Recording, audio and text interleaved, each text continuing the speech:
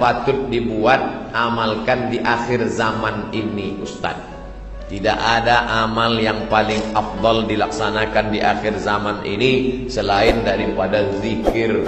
Karena yang paling banyak melalaikan kita Twitter, BBM, WhatsApp, FB, Twitter, browsing, launching, surfing, macam-macam, membuat kita lalai daripada Allah SWT. Maka berzikir. Ya Rasulullah, ayul a'mal khairun. Apa amal yang paling baik ya Rasulullah? Di antara amal-amal yang banyak ni, apa amal yang paling baik? Apa kata Rasulullah? Antufariqad dunya, kau mati meninggalkan dunia. Walisanuka ratbun, lidahmu dalam keadaan basah. Bizikrillah, berzikir dengan Allah.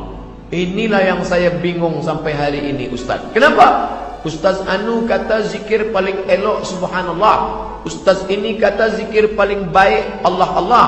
Ustaz ini kata zikir paling bagus astaghfirullah. Ustaz ini pula berkata zikir yang paling eloknya astaghfirullah.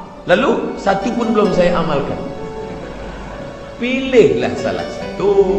Kalau kau nak amalkan astaghfirullah, baik. Man lazimal istighfar, sesiapa yang memperbanyak istighfar, ja'alallahu lahu min kulli dhiqin makhraja, setiap kesempitannya dibagi kelapangan, wa min kulli hammin faraja, kesusahan hatinya diberikan Allah jalan keluar, wa razaqahu min haitsu la yahtasib, diberikan jalan dari yang tidak disangka-sangka. Saya istighfar saja, baik. Saya solawat saja. Allahumma salli ala sayyidina Muhammad al-baik. Man shalla alayya salatan, siapa yang berselawat satu kali, sallallahu alaihi biha asyara, Allah balas 10 kebaikan. Wa hutat anhu asyara sayyiat, ditutupi 10 dosa kesalahan. Wa rufi'at lahu asyara darajat, dinaikkan 10 darajat tingkatan. Kalau banyak berselawat, dinaikkan 10 darajat tingkatan. Banyak-banyak berselawat. Guru saya mengasihi saya. Subhanallah bihamdihi, subhanallahil azim, subhanallah. Baik, tak salah. Banyak-banyak zikir. Jangan sampai putus zikir. Zikir ni hisnul hasid, menjadi benteng tembok kita. Masuk ke hutan, pergi ke tempat macam-macam, datang hantu setan mengganggu, maka tak ada tempat lain daripada zikir. Puncak daripada zikir, zikir itulah yang akan menolong kita nanti saat malaikat maut mencabut nyawa. Datang zikir yang selalu kita sebut itu, membuat kita menyebut akhir kalam la ilaha illallah. Apa hukum jadi tukang make up kawin, juru soleh?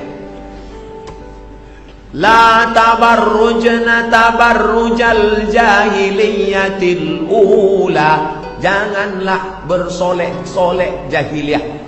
Ada yang boleh sebab dia lepas sakit, dia habis sakit, jadi muka dia, wajah jadi pucat. Kalau nampak kita dalam gelap, kita pun lari. Membaca ayat kursi 2-3 kali, susah nak bezakan mana dia mana hantu. Ini orang macam ini boleh dia pakai bedak untuk membalikkan warna kulit dia saja. Tapi yang sudah elok macam ini, inilah susahnya. Kita ni kan orang Malaysia, Indonesia, Filipina, Brunei Darussalam, Singapura, itu kan Melayu, mirip-mirip semua. Tapi yang ditonton Korea. Maka kita nak putih macam Korea. Gini dipakailah bedak putih, tangan hitam.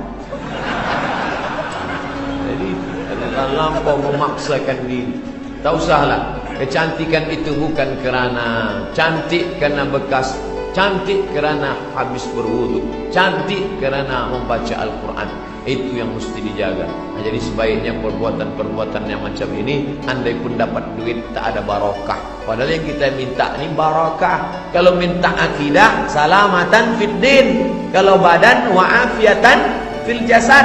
Kalau ilmu, waziyadatan fil ilmi. Tapi kalau rezeki, wa barakatan. Kita minta barokah.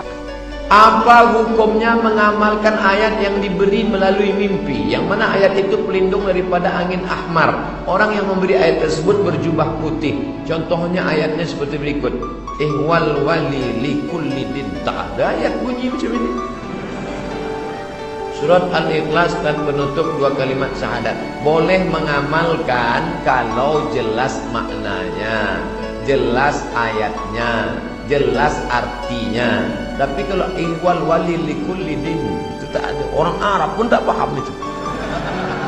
Mungkin Abdul Somad ni dhaif bahasa Arab dia, tapi tadi ada syekh dari Mesir. Cuba tunjukkan syekh, faham tak syekh Mesir bahasa Arab? Bagaimana membasmi golongan anti hadis? Mereka tak percaya tahlil, membaca Yasin tiap malam Jumat.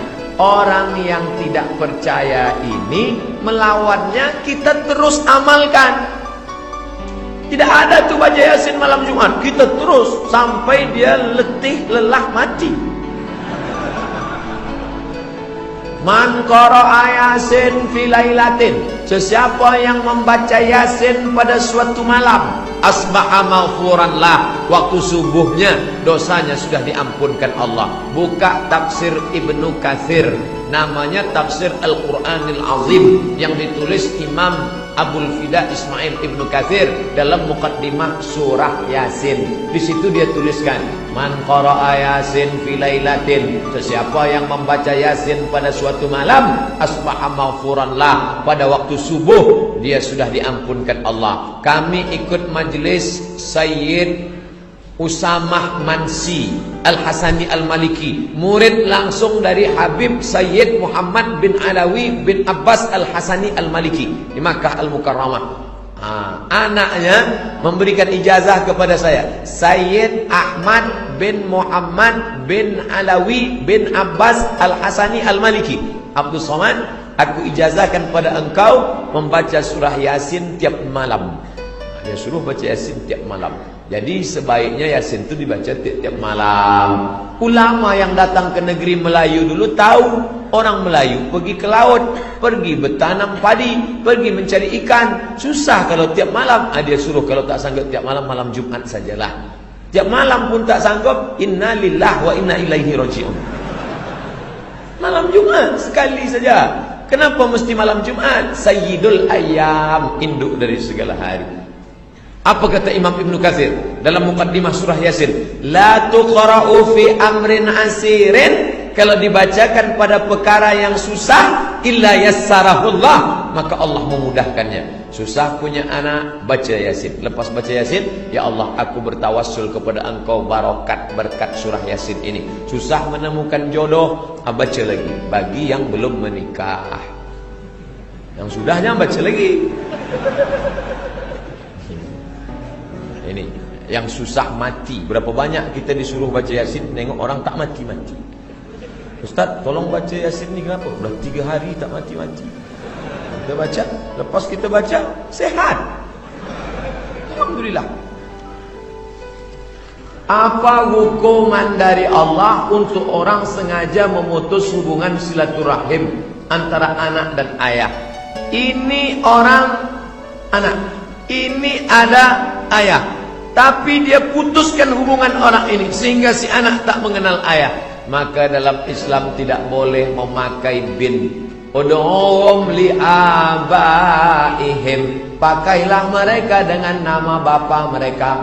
Zaid bin Muhammad, Zaid bin Muhammad. Turun ayat, makana Muhammadun aba ahadim min rijalikum, Muhammad bukan bapak kamu, walakin Rasulullah, tapi dia adalah Rasul Allah, wa khataman nabiyyin, penutup para nabi. Maka dipanggillah nama bapak aslinya Zaid bin Harithah, Zaid bin Harithah, tidak lagi Zaid bin Muhammad. Maka bila ada orang mengambil lalu dia lupakan nama bapak kandungnya, diputusnya, maka kita berdosa. Apalagi kalau anak itu perempuan, nanti dia akan menikah, maka mestilah pakai wali bapaknya. La nikah, tidak sah nikah illa biwaliyin, kecuali dengan wali, wa syahidai adlin, dengan 2 saksi yang adil.